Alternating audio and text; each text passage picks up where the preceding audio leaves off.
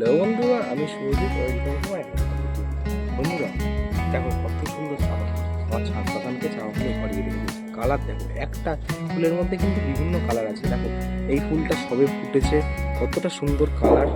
এইটা একটু পুরনো ফুল, আবার এইটা এখন আবার সবে ফুটেছে। একই গাছে কত রকমের কালার, দেখো কত সুন্দর এই ফুলটা। যদি আইডি কারো জানা থাকে তাহলে অবশ্যই আমাকে কমেন্টে জানিও। আর এই ফুলটা আমার প্রায় গাছটার বয়স হচ্ছে তোমার 2 বছর।